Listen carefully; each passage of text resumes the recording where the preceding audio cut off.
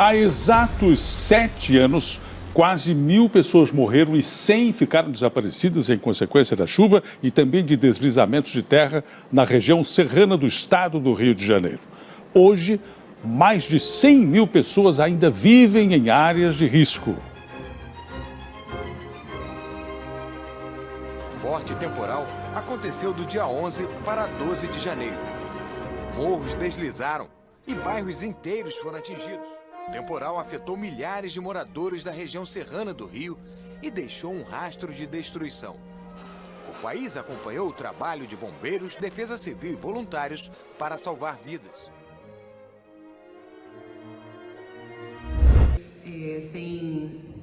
Sem acesso a questões de dados. Bem, meu nome é Rafaela, sou professora aqui na Escola Virgem SESI, professora de Língua Portuguesa, Redação e Literatura. Então, como que foi, vamos falar sobre o desastre, como que foi pra você, como que você se lembra do momento em que o desastre aconteceu? Pode escrever como foi? Bem, foi de madrugada, né? Então, tava todo mundo em casa, dormindo, a gente só escutou uma chuva muito forte e que não parava. E aí a gente começou a ficar preocupado, começou a observar, né? A gente mora à beira do rio, começou a observar o volume de água crescendo, e os vizinhos começando a ficar desesperados. Então foi mais ou menos assim que a gente percebeu que realmente tinha alguma coisa muito séria acontecendo, muito fora do normal. Que tipo de dano você e sua família sofreram? Bem, danos materiais, assim, meu pai perdeu o carro, né? Foi embora na água. A parte a casa em si, né, por ser alta não entrou água, mas a gente ficou ilhado, ficou preso ali a noite inteira. De saneamento básico, né, não tinha água potável, não tinha luz. Foram vários dias nessa situação, né, sem água, sem luz. Então, diretamente comigo, assim, danos pessoais, né, pessoas eu não perdi, mas eu vi vizinhos morrendo, eu vi pessoas passando boiando dentro do rio, coisas do tipo. Qual foi sua reação imediata? O que você pensou? Sei lá, o mundo tá acabando. Ou algo do tipo, né? Uma sensação de pânico, de medo e também de incapacidade, porque você não tem muito o que fazer ali. Você tá ilhado, você tá preso, realmente a gente não tinha passagem, não tinha como sair do bairro, nada.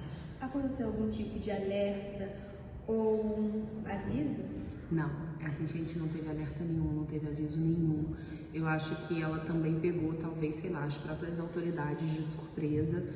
Não foi dado nenhum aviso, né? A gente foi dormir com o tempo normal e acordou já nessa situação. Já tinha passado por alguma situação parecida? Quem mora em Petrópolis sempre vivencia essas coisas, mas não tão perto, não tão próximo, talvez, né? Você acha que a cidade estava preparada para esse tipo de situação? Não, e continua não estando. Quais foram os maiores desafios do dia seguinte? Do dia seguinte foi, sei lá, acho que conforme o dia vai clareando, você passa a ter a dimensão do que realmente aconteceu, né? Porque de madrugada você não consegue ver. E a dificuldade maior foi a questão de conseguir sair dali e água, luz, não tinha água para beber, né? Porque não tinha abastecimento de água e a água que tinha estava contaminada, suja, alimentação e o sofrimento, né? De ver as pessoas passando por aquela situação. Como foi o apoio das autoridades dos locais e dos serviços de emergência? Olha, foi muito precário, muito precário. O serviço de emergência só chegou no outro dia, depois do meio-dia. E aí a gente teve uma vizinha, né, que faleceu, o muro caiu e atingiu ela e ela foi retirada pelos próprios vizinhos. Meu marido participou desse resgate e o corpo ficou lá até a noite do dia seguinte, na rua, coberto com um lençol, porque não chegava ninguém, não tinha passagem. Quais são as maiores preocupações em relação hoje em dia a novos desastres?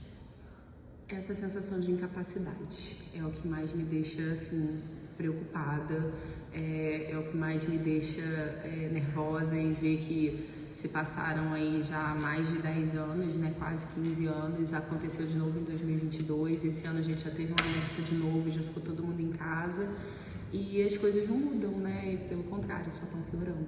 Houve alguma cena que ficou na sua memória, que marcou? Essa de ver a vizinha lá morta, né, marcou bastante.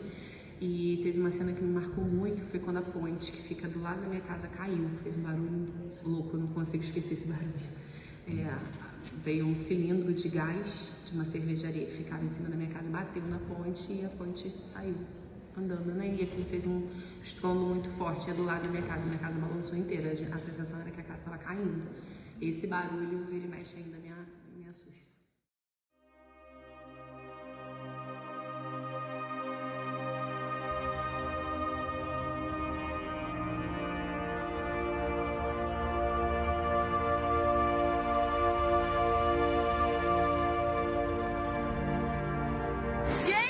Meu Deus do céu! Cuidado! Pelo amor de Deus!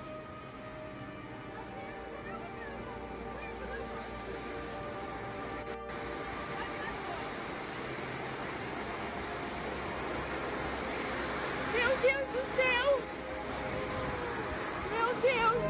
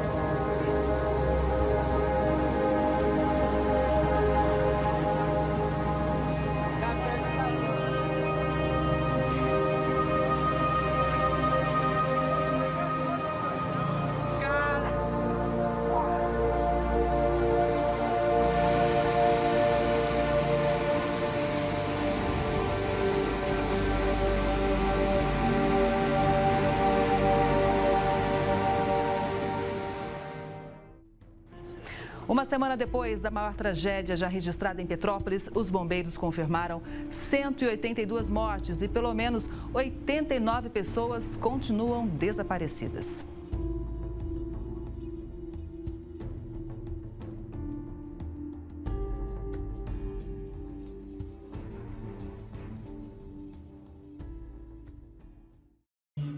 Pode começar assim. Eu sou Janaína Tress, sou professora de História aqui na Rede Firjan, da Escola SESI, e tenho 38 anos. Você se lembra do momento que o desastre aconteceu? Pode descrever pra gente como foi?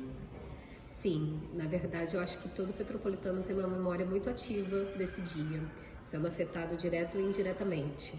Eu me recordo que eu saí daqui da escola por volta de 11h30, inclusive fui descendo a rampa da escola conversando com uma querida professora, a Raquel, e falávamos de coisas triviais. Ela brincava que eu já estava indo para casa, quanto que ela precisaria resolver algumas coisas. E infelizmente a Raquel foi vítima da tragédia, vindo a falecer por conta desse episódio. Ela é uma das vítimas que estava no Alto da Serra, ali próximo à Caixa Econômica. E fui para casa, eu moro em Correias, e aparentemente Correias não choveu o contexto todo da tragédia, mas eu estava em casa, estava eu e meu marido, e fomos recebendo as notícias a respeito do que estava acontecendo no centro da cidade. E depois é que toda aquela água, todo o volume chegou até Correias, né, alagando, trazendo os transtornos. Houve algum tipo de dano que você, sua família, vizinhos, alguns conhecidos vieram a sofrer? Eu e minha família diretamente, não, né? Inclusive, assim, vizinhos e tal relataram perda de carro, e vítimas fatais. Eu só tenho conhecimento diretamente da Raquel. Era uma pessoa muito querida, uma grande parceira de trabalho. Mas minha família em si, naquele momento, estava em local seguro, né? Chegamos a abrigar algumas pessoas que ficaram com dificuldade de voltar para casa, tiveram as suas casas danificadas diretamente. Houve algum tipo de aviso ou alerta prévio antes de tudo acontecer, dessa catástrofe? Então, eu não me recordo desse aviso em si. Sei que no mês seguinte, né, a gente teve um alerta anunciando que teria uma chuva também tão intensa que acabou causando vítimas, mas naquele dia eu não me recordo de ter tido um anúncio desse tipo, como tivemos agora recentemente a suspensão de aula por causa do alerta meteorológico. Então não me recordo de ter havido uma prevenção para a catástrofe, né? O que pegou muita gente, sem dúvida nenhuma, desprevenido, em situações em que a gente viu, né, a tragédia no ônibus, as pessoas estavam saindo dos seus trabalhos ou, né, as crianças ficaram presas nas escolas. Teve todo esse movimento, ou seja, não existiu necessariamente um preparo, eu não me recordo disso. Quais foram os maiores desafios nos dias seguintes a esse incidente? É difícil falar de voltar à vida normal, porque eu acho que o Petropolitano nunca mais voltou a uma condição normal. Porque sempre que temos alerta de chuva, ficamos muito preocupados, sem contar as pessoas que entram de fato em pânico. Então, eu acho que a condição posterior, né, todo mundo relata uma situação de guerra. E aí a gente auxiliou no que pôde, no raio em que estava condicionado, né, em que tinha alcance. Então, acho que o interessante de ver é a comoção de ajuda que isso causa, porque a gente não consegue ficar parado, a gente precisa de alguma forma auxiliar quem está do nosso lado, ou o alcance que isso possa trazer. E acho que a cidade ainda passa por uma necessidade de infraestrutura para a melhoria dessas condições, para que a gente não sofra tanto com a questão das enchentes ou os deslizamentos. Eu acho que a gente ainda precisa mapear muito essas áreas, talvez um serviço técnico muito mais aprofundado que não se encerra num mandato só, a longo prazo mesmo. Então a senhora acha que a cidade não estava preparada para esse tipo de situação, certo? Não, infelizmente eu acho que não. Sim. Quais foram as maiores preocupações, hoje em dia, com possíveis desastres futuros? Eu acredito que a primeira preocupação é sempre o risco de perder vidas, né? E é sobre isso que é importante ter alertas preventivos, para que as pessoas consigam ter espaço-tempo de ação, para que as pessoas consigam se abrigar, para que as pessoas tenham assistência. Então, acho que toda e qualquer medida que possa ser tomada para auxiliar contextos trágicos, porque a gente vê que a nossa cidade é muito propícia para isso, é pensar sempre na condição humana, na vida humana, né? O que pode ser feito para que auxilie isso. E aí eu vejo que uma das situações que parece funcionar são os alertas preventivos e os apoios, né, diretos do poder público. Então, abrir locais que podem apoiar para que as pessoas possam ter segurança de ficar, enfim, isso tudo só consegue ser feito preventivamente, né? Qual foi a reação imediata da senhora quando tudo começou, quando a chuva começou? Então, como eu estava em casa e até então ali na região não tinha chovido tanto, a minha primeira reação foi meio que de surpresa. Minha mãe me ligou perguntando onde é que a gente estava, porque ela mora no centro e começou a ver o volume da chuva, os alagamentos, as notícias. Então, a minha primeira condição foi de surpresa. Quando a gente em casa foi tomando a dimensão da tragédia, foi de desespero, foi de impotência, assim, de ao mesmo tempo me sentir segura, porque minha casa estava ok, mas de me sentir mal, ligando para as pessoas, querendo saber onde é que estavam as pessoas, porque as notícias já eram muito difíceis de acreditar. Alguma cena que ficou marcada na memória da senhora? Foi inevitável não ver as cenas mostradas na televisão do ônibus. Porque ali a gente estava vendo as pessoas morrerem.